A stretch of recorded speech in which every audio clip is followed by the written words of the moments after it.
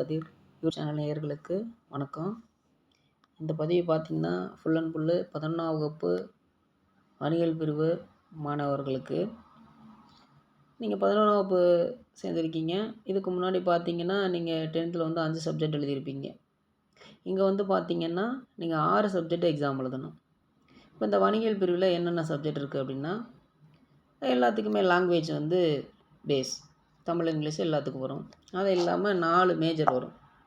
Economics, அதாவது பொருளாதாரம், வணிகவியல், கணக்கு பதிவியல், அதுக்கப்புறம் ஏதோ ஒரு துறையை நீங்கள் பிரிவை சூஸ் பண்ணணும். வரலாறாக இருக்கலாம், கம்ப்யூட்டர் அப்ளிகேஷனாக இருக்கலாம், பிஸ்னஸ் மேக்ஸாக இருக்கலாம், அல்லது பிஸ்னஸ் ஸ்டாட்டிஸ்டிக்ஸ், இது ஏதோ ஒன்றா இருக்கலாம். ஆனால் இந்த வணிகவியல் துறையில் 3 சப்ஜெக்ட் எல்லாத்துக்கும் பேஸ்: பொருளாதாரம், வணிகவியல், கணக்கு பதிவியல். இப்போ நான் எந்த பாடத்தை வந்து நடத்த போகிறேன் அப்படின்னு கேட்டிங்கன்னா, ஃபுல் அண்ட் ஃபுல்லு கணக்கு பதிவியல், அக்கௌண்டன்சின்னு சொல்லுவாங்க. அக்கௌண்டன்சி அப்படின்னு புதுசாக கேள்விப்படுவீங்க. கணக்கு பதிவியல்னாவே நீ டே டு டே லைஃப்பில் வந்து வரவு செலவு பார்க்குறீங்க, வீட்டில் இப்போ வரவு செலவு பார்ப்பாங்க, அது மாதிரியான கணக்குகள் தான் இங்கே பேஸ். அது உள்ள கிளாஸ் போயில இன்னும் நல்லா தெளிவாக சொல்லித்தரேன்.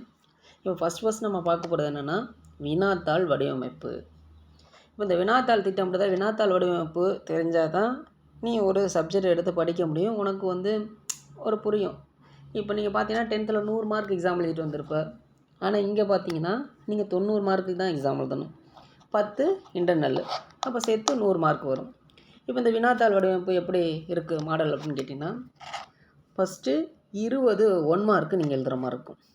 நெக்ஸ்ட் பார்த்தீங்கன்னா 2 மதிப்பெண் வினாக்கள். இந்த 2 மதிப்பெண் வினாக்களில் 10 கொஸ்டின் இருக்கும். ஏதேனும் நீங்கள் 7 எழுதுனா போதும், அதில் 30வது வினா கட்டாயம் நீங்கள் எழுதணும். அதே மாதிரி 3 மதிப்பெண் வினாவில் 10 வினாக்கள் இருக்கும். நீங்கள் 7 வினாக்கள் எழுதுனா போதும், இதில் 40வது வினா வந்து கட்டாயம்.